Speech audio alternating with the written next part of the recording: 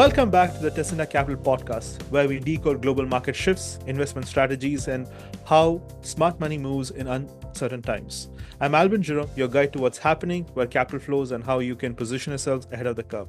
Today, we're cutting through the fear-driven headlines: the US and Canada's possible trade war, how market volatility and nervousness that investors are facing.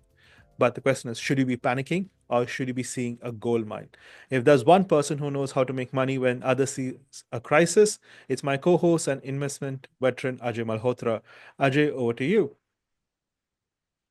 Thank you, Alban. Thank you so much for having me in the podcast again. And yeah, volatility is good for traders. Bears make money, bulls make money, only pigs get slaughtered. So just don't get caught into it. Volatility is particularly good for bears, right? So bulls, regardless, end up making money because inflation kicks in, the value of money erodes over time. And anybody who's bullish means you're actually short cash and you're long assets. And assets appreciate in value. Sometimes they appreciate in value because the company is doing something particularly good, like AMD or NVIDIA or Apple. Um, and sometimes they keep appreciating even when the company stops doing anything good, like Apple. But over time, the thing to remember is cash is trash. So don't keep cash in your account because obviously it's depreciating 16.7% per year. That's the erosion, in my opinion, in terms of value of money. And yeah, one of the very fascinating things that was a train of thought in my mind today was Trump ends up doing whatever he says he will do, sometimes right away, and sometimes it takes time. When he was standing up for his first term as the 45th president, he said, I'm going to build a border wall. Everybody kept laughing at his face. Then he said, I'm going to deport all the rapists and murderers and all of that. Everybody kept laughing in his face, right? And now you can see the border wall is done, right? You could see that everybody's getting deported. Today, in fact, they had their first deportation flight of 205 individuals on a military aircraft to India. Now, I do not know how they managed it because that military aircraft has only one toilet. So, so until That's a unless they very had another painful 14 hours flight. 14-hour flight, right? And the good part is that it'll be a non-stop flight because it's a military jet. If it was C-71 or something like that, it has mid-air refueling capabilities, so it can actually refuel in here and directly land there. You don't have to stop. But the bad part is if there was no porta potties there, then there's only one operating washroom. So, so the thing that comes to my mind is there were two more things that he said that people probably did not pay attention to in his first term and are kind of joking about it now. One, he said Canada should be the 51st state, which we've all discussed and we've all talked about. And I think we need to start valuing that, right? We need to start giving it the gravity that it deserves because this guy ends up doing what he says he will do. Right? Sometimes very soon, sometimes later, but he ends up doing that, right? And imagine if there's a constitutional amendment in the United States and they allow him a third term, right? Yeah. I mean, when President Xi Jinping came to power, at that point there were term limits, but they did an amendment to the Constitution of China, and now he's president for life. Right. Now, I'm not saying that President Trump will become president for life because Americans may not allow that to happen. But the fact of the matter is, they may actually allow him to have a third term. Right. It's interesting that you brought up the third term because just by basing on the current living presidents, that opens up the ballot for both Obama and George Bush, Yeah. Yeah. That which is going does. to be an Absolutely. interesting and kind of odd thing to say, but of all the presidents alive, Obama is still the youngest in terms of age and Mhm. has a decent track record dealing with economic crisis compared to what George Bush dealt with. So, if the question is, would Obama come back, given that they might change the rules down south? I 100% agree with you. Given that Democrats do not have a possible viable candidate, they had Bernie. Bernie was, I think, too socialist for the taste of Democrats, not the country. I mean, Bernie would have won as the president had they allowed him to win the primaries and be their nominee, which they did not. They actually make it go to a Clinton, which So as long as that party can have straightforward voting preferences and not be corrupt internally, I think they will be able to give people a choice that people want. And if people get a choice that people want, then people are able to elect that person, right? If I give you a choice between, come into you and say, Alban, do you want blue or do you want red? And Alban says, I'm feeling more red this time, right? And I go ahead and say, you know what, buddy? I don't care about what you're feeling. I'm going to give you a purple or a light pink, right? You're going to say, you know what? Screw you. I'm going to actually go blue this time, right? Yep. So the first time Trump came in, and this time people love him and people love his policies. Okay, so 47th President Trump, very different from the 45th President Trump. The 45th President Trump came in my opinion, based on my research and based on the fact that um, based on the fact that I spoke to people individually on the ground and asked them, they said, I did not vote for him in the previous elections.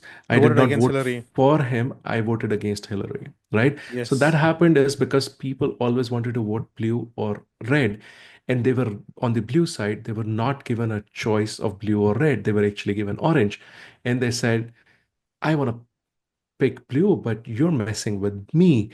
Or in American speak, you're effing with me. So I'm actually gonna go to the other side, right?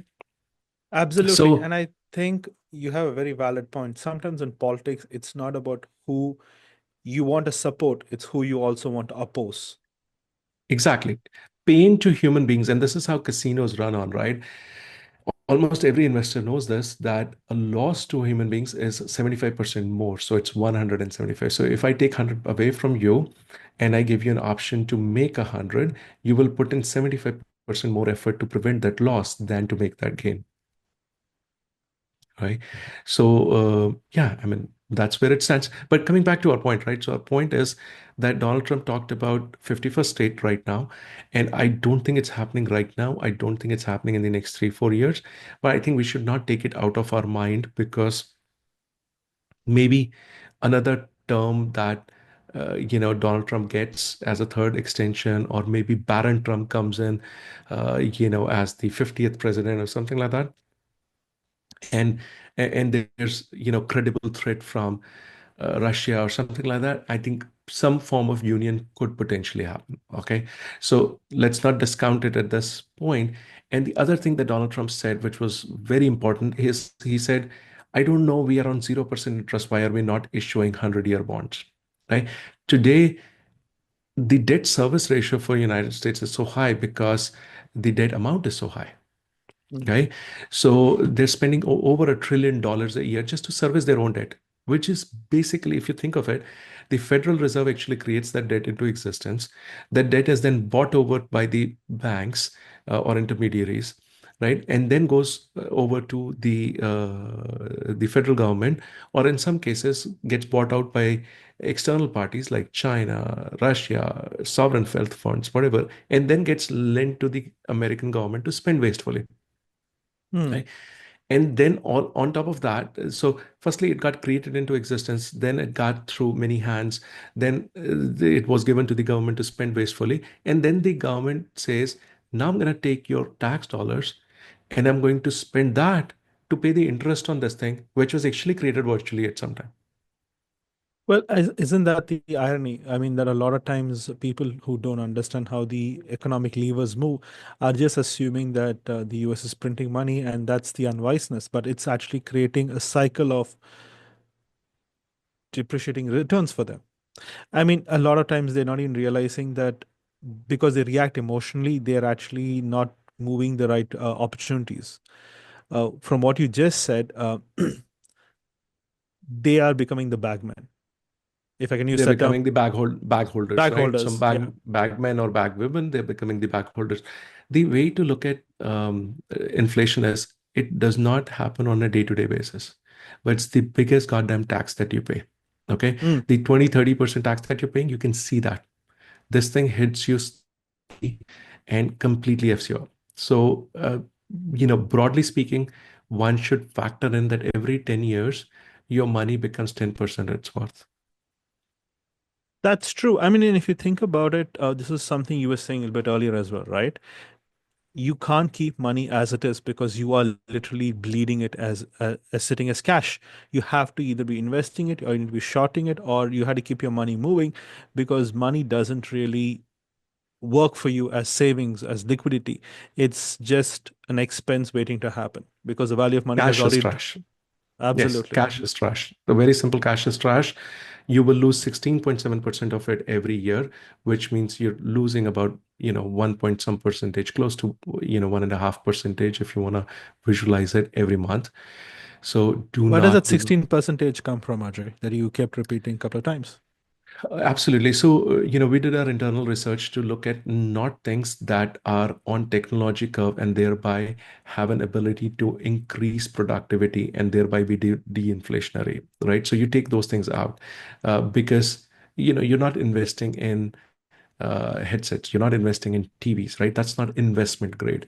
So we only, so we did some research and we said, let's only look at investment grade assets and see how much they've gone because that's true source of inflation, right? When I inject liquidity into this system, sometimes it's called M2 money supply and you'll hear words like that. Then that liquidity in the system has to go to the point where it gets the best returns, right? Money always ends up flowing where it's treated the best.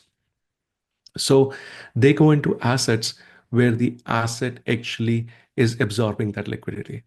And so you look at investment grade assets and you see how they've done over a 10-year period. Right? And then you realize that over a 10-year period, a lot of investment grade assets go 10x, right? And and that's where you kind of account for saying if something like that is happening, then what is my compound cost on a per year basis? At what rate do I need to compound to be able to get there? And I'm guessing that's not a common knowledge for most people, even experienced investors, because they usually go through established market indicators rather looking for beyond the curtain. Absolutely. I mean, you could look at CPI, which is consumer price inflation, but remember how consumer price inflation is calculated is very tricky in the first place, right? The moment used cars became more expensive, they added used cars to the CPI index. Hmm. So let's imagine the CPI index is at $100, right? And it's a percentage. It's an index, right? So now what you did was you took something that's usually supposed to be 5,000, but temporarily in the COVID period when new car production was not happening, used cars were way more expensive. So you took a $15,000 item because nowadays the street values or during COVID the street values of the used cars were very very high and you added Hmm. that to CPI.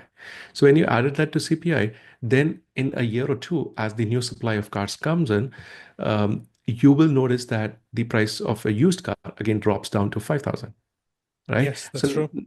so now all of a sudden you put all these in a basket and one of the things just falls. So when it falls, you go ahead and say, hey, look, we don't have inflation. CPI is actually dropping.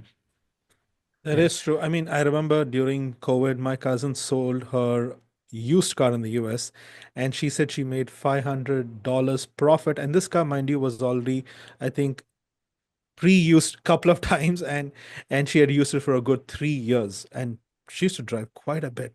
So you would assume you would lose money on a deal like that, but not make money on it. Exactly. So I tell people that listen, don't look at everything, right? Every piece of data that's given to you, if you paid for it, then you know what the value is. If you're not paid for it, then you are the cost of it, right? So which means you're being treated like a bag holder and you've been given that information for free because there's some profit to be made from you on that particular deal.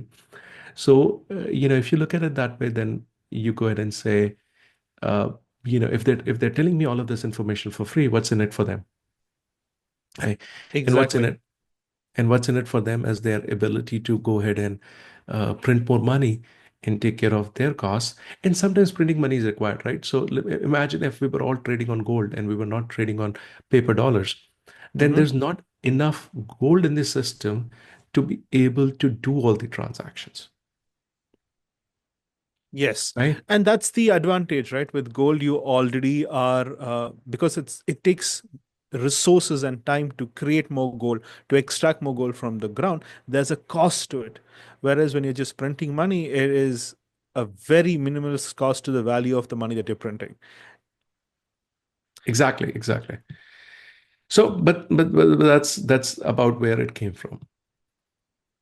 And which is kind of interesting because you mentioned something very potent, that if you are getting the information for free, then the cost is you as a person, right? You're the product, for lack of a better phrase. And that's where I think psychology comes into play. A lot of investors kind of disregard the psychology of the masses, disregard of the psychological factors that's fed into the system. Like, for example, just the prospect of a trade war, just the prospect of uh, a tariff war between three different countries in one part of the world had markets crashing across the world because people are not responding strategically. They were responding on a very emotional basis. They were looking at, oh, in 3 days things might go bad. I should be doing this to prevent or stop losing money. And I think, uh, again, Ajay, this is a question for you based on your experience. What are the best ways to discount these kind of panic moves? What should we instead looking for? So, a lot of panic moves are designed to take money away from the patient, from the impatient, and give it to the patient. Okay, Mm-hmm. so I'll just give you an example of what happened yesterday. Right? Donald Trump came in and said 25% tariffs on Canada. Immediately, the Canadian dollar lost a lot of value right away. We were looking at the numbers at that point, and it jumped way beyond 1.47. Mm-hmm. Okay, so obviously, the thing for us to do at that point was to understand why that happened, right? So that happened because there was a gap as soon as the currency trading markets opened, it just gapped up and it went bonkers. What do you do at that point, right? There are two things you can do. You can get into fear mode, and in the fear mode, you say, "Oh my God, it's going to go to US dollar is going to go to the moon," and we know that long term US dollars destined to go much higher because of the liquidity squeeze that's coming into the market, right? We also know that there's a potential that Canada could theoretically have some kind of a crisis happening in the banking system because the real estate is was very levered up, and at this point real estate may need to go down a little bit, right? We do understand all of that, right? So but as an investor, you always want to look at it from a greed perspective, right? So you're gonna say, how can I benefit this, right? So if it gapped up and opened, you know that it'll cover the gap somehow. So you sell into that. Uh, and then as it goes down, then you go ahead and buy, right? So our trades went very well. We actually, sold at the top, close to the top, a little bit, within 5% of the top, and we are now covering them up. We covered a little bit yesterday night, and we are covering up the rest today. And so like professional traders would do that, right? They understand the market and they understand how the market moves, and then they will go ahead and capitalize on that. So if I can paraphrase what you said, and the difference between a professional trader and someone who's just playing with money is that when everyone is running to the exits, they should actually walk in. Yeah, I mean, when everybody is running to the exits, the professional traders saying, what is it truly worth? What's going to happen in the next 6 months? Okay, if everybody's panic selling, let me back my truck and just load it all up. Yep. They're looking for those deep value opportunities, right? And I think that's where smart Yes. money needs to be going. Otherwise, you are playing to the market trends, and that is a reactive game and not a responsive game. Yes, yes, yes. So, Ajay, coming back to the trends that we're seeing now, with that in another 30 days, the tariffs are possibly going to be back up or may not be back up. What do you feel is going to impact the most in terms of industries, given that Canada supplies a lot of raw materials to the US manufacturing industry, how little it is? So it's very difficult in case of Canada, right? In case of Mexico, it was Hmm. very clear that the goods crossed the border once. And we had this tariff discussion a couple of recordings previous also, and we said it's going to be a little bit of a joke, but I believe it's more of posturing at this stage.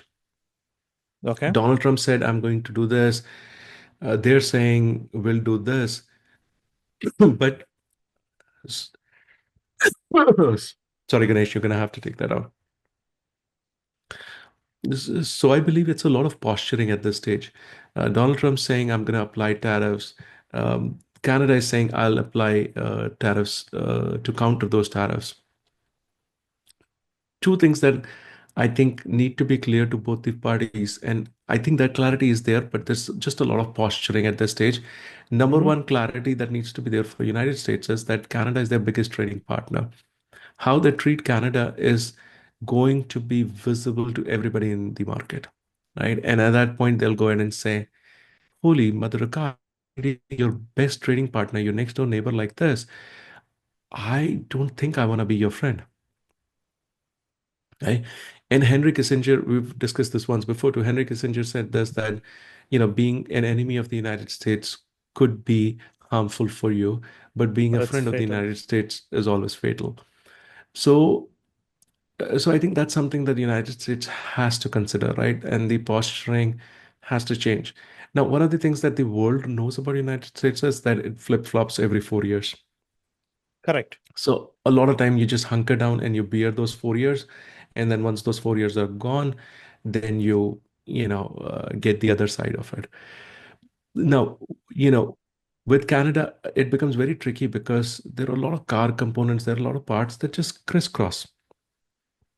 The supply chain is such that Magna gets an order to produce, let's say, a steering pinion assembly, and then Mm-hmm. it procures some parts from small manufacturers in the United States. They come over to Canada first. Then Magna is doing that assembly. Then Magna is sending it to a polisher in the United States or something like that. And then it's chrome plating into polishing, then comes back to Canada and gets packaged and then gets sent over to the United States.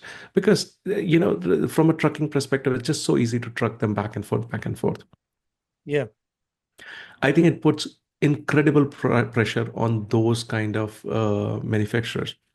Now, from a long-term perspective, I think this is a blessing to Canada. It's an incredible blessing to Canada. Why, you would ask, is because Canada needs to realize that it does not need to talk to and deal only with the big elephant sleeping next to it, but it needs to talk to the entire world. So Canada is perhaps the most resource rich country in the world. It needs to start tapping its resources, right? We should put more attention to our fishing capabilities, and then we should be looking at supplying this fish to Japan. We need to start looking at supplying this fish to Europe and China. We need to start looking at mining our own uranium. We have one of the largest proven uranium reserves, and we need to take that out of the ground and start processing it, start refining it, put those refining plants and sell it to the world. So I think it's a blessing. It's a wake up call for Canada. I agree. I think for a long time the Canadian mindset has been very relaxed for the last 10 years, where there's not been enough of a crisis. Because I think with the last few days alone, in Canada, we've seen this almost unifying mentality. Yes, we have our differences. Provinces like to pull each other's legs. There's tariffs between each other. But the minute there was an external threat, every province is united. And the shelves today are proudly saying, buy Canadian, make Canadian. And a lot of us, especially people like me who are still new to the country, are discovering so many brands that I did not realize were alternatives to those that come in from the US, right? Which is another opportunity for us to be expanding our supply chains. We should be, as you rightly said, not just trading with one person, but trading with the world. Today, we have nationalities from across the world. So we already have great relationships with almost every country under the sun. So nothing stops us from building on that relationships. And I think Europe is actually much more happier with the last few moves, if you notice from when the tariffs are announced, actually strengthening those relationships in terms of business, investments, and opening up manufacturing. I mean, of course, India is an exception to the rule, but China and other South Asian countries are also looking to come around and partner with Canada because they've realized, hey, if the US is not buying all those resources, then it's up for grabs for us because end of the day, every country is struggling with resources, and Canada has not just uranium, it's also got huge reserves of untapped gold. And I mean, a lot of people don't realize this, but Canada actually has more abandoned wells because Canada was so committed to becoming clean energy positive that they've actually moved away from tapping into their oil and gas for decades. Yeah, and those are the things that Canada needs to start tapping now, right? They need to start saying, this is what we believe is the future, and let's go into that future. Yeah, exactly. I think that's where a lot of people have to look at the realignment, right? Not as a crisis, but as an opportunity. I think that's what we should be talking more about. Actually, moving a little bit back to the rest of the world, right? Now, this tariff war that Trump has obviously announced is not just at Canadians or at Mexicans. It's been reaching out to now cover possibly Europe, possibly cover I mean, China already has tariff space, and possibly going to extend to India as well. So, from your opinion, do you think this is the east, no, sorry, west to east transition that you were talking about in a couple of episodes ago? Is this the first set of mile markers that we're looking at, where the Yeah, I US mean, is going into an isolationist mindset? I don't think so that they're going into an isolationist mindset. I think this is a Mm-hmm. precursor to something that US wants to put into place. So, call me a tinfoil guy, but Mm-hmm. what I always look at things is from a perspective of, what is the 10-year agenda on this? Okay. So, and the 10-year agenda is very clear to us at this stage, right? They've put in something called the External Revenue Service. And the goal for the External Revenue Service is to replace the Internal Revenue Service. Okay. Right? We understand at this stage that something that Trump hates the most, and almost everybody, right, universally hates them, is taxes. Oh, yes, that is true. Death and If, taxes, right? The universal equalizer.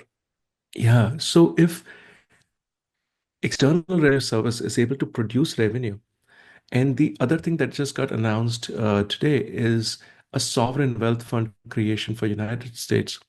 So if those two things are actually able to generate revenue for United States, then there's no need for them to put taxes on,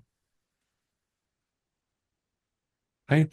So I think that is something that's completely being missed, is that it seems to be walking into the direction of United Arab Emirates, to the extent that the government, which has rule over everything in the land, right? They own the land from the east coast to the west coast.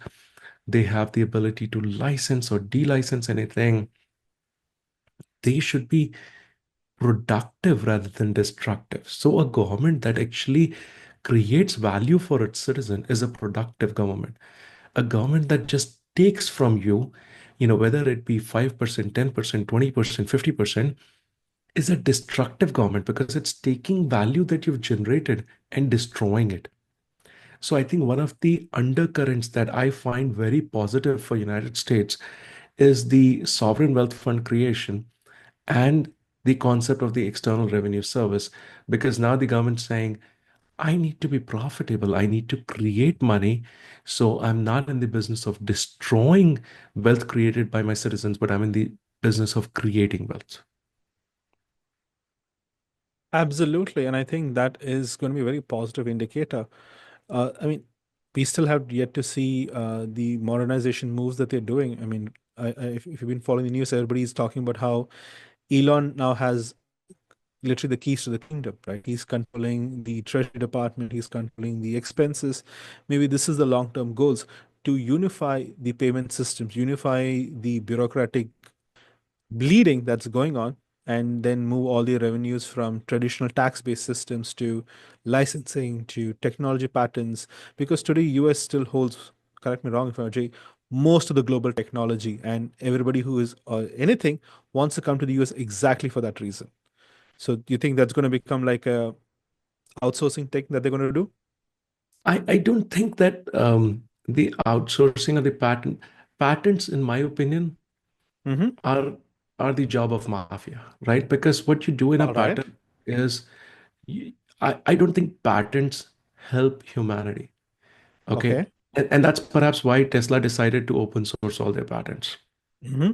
Right? And that's probably why China was being criticized forever for not respecting Western patents, and they made the most progress when they said we're not going to respect those patents right now.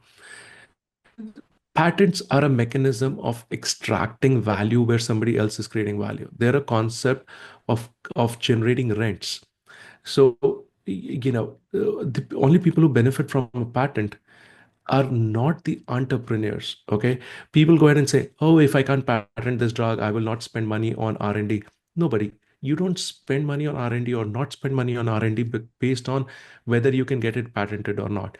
You spend money on R&D to live and strive and not be killed by your competition, right? So let's be real about why you're spending money on R&D is to beat your competition, right? So the only thing that's required is a healthy, vibrant, competitive space, and not patents. Only people who benefit from patents are the lawyers, are the attorneys litigating it, and the court system. But overall, it slows down the progress that you can make because of patents, and that makes your country lose. That makes humanity lose. Got it. So essentially, the US is going to change what the definition of a superpower is. I think they're being forced to. I think they're being forced to. I think there's a realization now that we're no longer the one universal superpower. What happened with them is that, earlier it was between Russia and United States. It was mutually assured destruction if both of them went to kinetic warfare. So neither Mm-hmm. of them was going kinetic warfare. There was just posturing, right? And there was the Okay. concept of the Cold War. So everybody's spying on each other and doing all of that shenanigans. Now, what that did was neither of them used their money for productive purposes. They both used their money for destructive purposes. Then came along China. And China said, I got a new way for capitalization, right? You can call it socialism or you can call it socialist capitalism, but I have a new definition of it. And the new definition that Xi Jinping said very clearly is productive forces. So what they started doing was they said, we're going to invest our money on productive forces. Right? What is productive forces? It's anything that does not destroy value of money. Mm-hmm.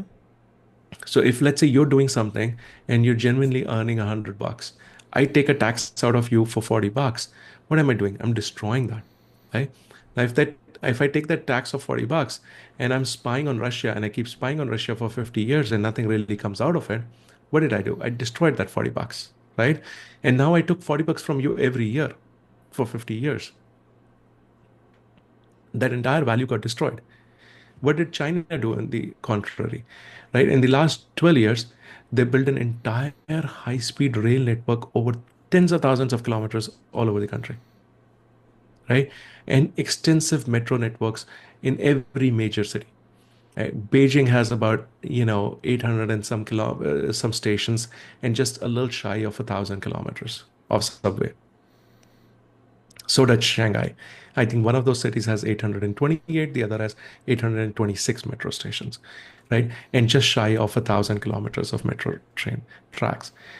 What happened within the last 10, 12, 15 years? Why? Because the concept was productive capitalism or productive output of society.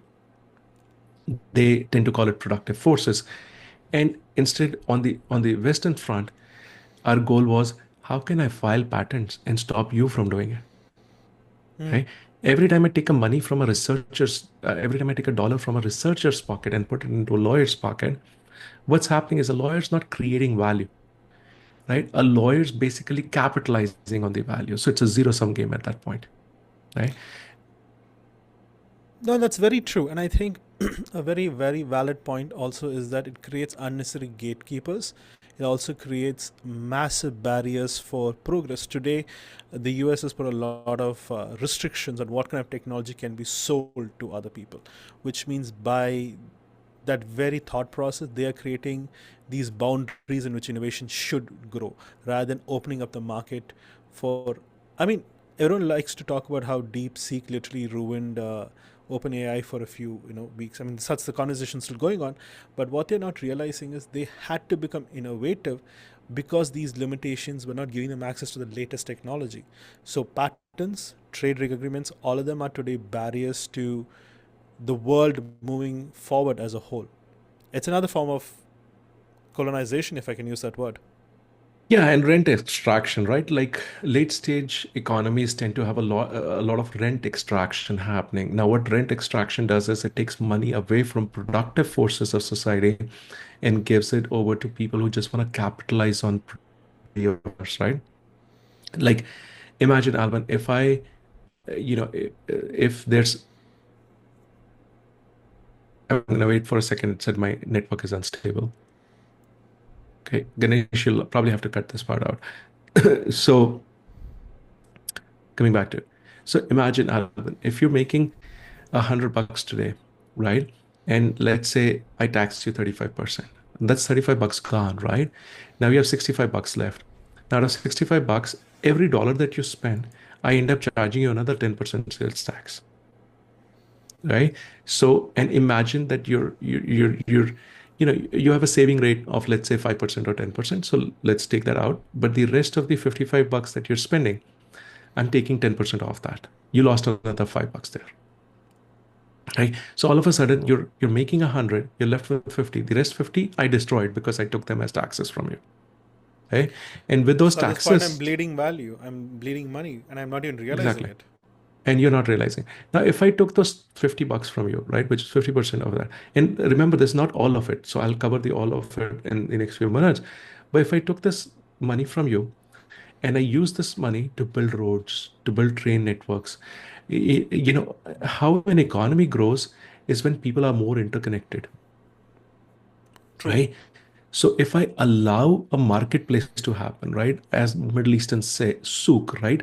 So if you Mm-hmm. help the ability to have more souks in your environment and you have an ability of more interconnectedness, right? If I say, here's 5G, here's 6G, I'm putting satellites up for you, like I'm giving you more value so you could use that and stand on a higher platform and generate more value further down the line, then I'm using that tax dollar constructively, right? And I have to spend X amount on defense regardless, right? But if I unduly put money on defense and then I go ahead and start paying people money. Now, one of the things that Donald Trump's talking about is that about 50 to $100 million was sent to Gaza just for buying condoms, right? So I don't know what the purpose of that was. Did they really want to reduce the birth rate there? But what happened is that massive amount of money and those condoms were actually used to create bombs, Yeah. right? So I think that is the key aspect of it, that you have to have productive forces. You don't need to destroy money. You actually need to help money increase or money create the next platform to be able to generate more capital out of it. And I think that's a very, very, very valid outlook that we are missing out today, right? Like you said, we are all so advanced as a civilization that we're doing rent collection rather than value creation, which goes back to Exactly. the earlier thing that we're talking about in today's episode, Ajay, is that everybody's looking at these market trends, looking at these panic triggers and reacting to them and not actually making any money. They're doing a bit of short term gains, which is completely wiped out when you account for inflation and account for any possible taxations you might gain on those capital gains as well. Yeah, I mean, like every productive society has to reduce the amount of taxes. And as I said, there's no reason for taxation, right? Alvin, if I make you king of a country, all the land is under you, all the military is under you, right? All all the policy is under you. And remember, 90% of people end up making money because they understand policy implications in the future, right? And if today the government says, I want you to create EVs, I'm going to subsidize EVs. Well, if the government's giving a $5,000 to a $10,000 subsidy on an EV, you better make EVs, right? Exactly. So, in China, we talk about the fact that there are 134 EV makers. Why are there 134 EV makers? Well, because EVs are so subsidized. In Shanghai, you can have a regular number plate or a green number plate. The green number plate would cost you nothing, and a regular number plate would cost you almost close to 20,000, right? And you have to buy that number plate to be able to put that car on road. Right? So everything's driven by government policy. And so if you are the government and you control the policy and you control the directions and you control the productive forces, then why are you not making money? Why are you, being a leech and sucking up another 50%, 60%?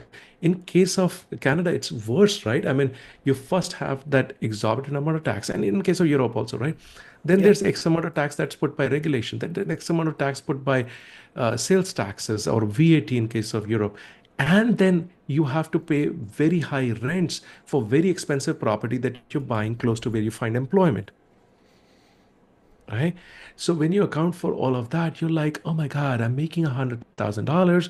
But really, when I'm at the end of all of that forced investment that I have to do, I have to pay tax, I have to pay rent, I have to pay insurance, I have to have a car to get there, right? When you take everything which you differentiate between I want to or I have to, right? You're probably left with $20 at the end of it, right? Exactly true. And the funny thing is, when you're describing this, I don't know if our listeners are seeing the similarity, but I could see it on if the term is called serfdom, right?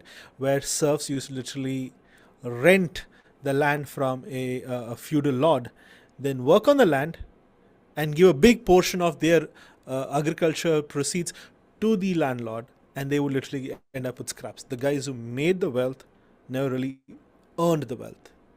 Yeah. So we're at a good point in the history of our civilization where we are able to now understand these things. Most of us are fairly educated, right? And this is perhaps the best time to be alive because you're not dying out of diseases. The thing that's killing most people now is fentanyl overdoses or obesity, right? So completely preventable. So, but you're not dying out of mosquitoes. You're not. Yeah. So there's never been a better time to be alive. But at this point, you just need to awaken up from your slumber and say, I need to look at the reality of what's happening to me. I need to look at the reality of what I'm put into, right? And Absolutely, and I think that is a very good point to for our listeners to ponder over as we end today's episode. But I think, Ajay, what would be your closing remarks just on the summation of what's happened in the last week? Something to keep their eyes on and not drop the ball on. I think I think one of the things that I would say is that democracy is not a spectator sport. It's a sport that you need to be involved in, and most people don't end up being involved in it. So they end up bringing in governments that miss their most important thing, which is their nation. And once a nation is messed up, then you don't make money, right? Like most people are very short-sighted in saying, it doesn't matter who the government is, who the president is, I don't care, I'm making money, right?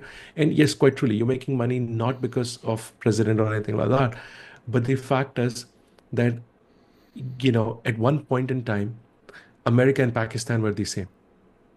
Or maybe Pakistan's not a great example, Mm-hmm. but Syria and United States, right? You go 100 years back, and I think Syria or Argentina. Argentina is such a great example, right?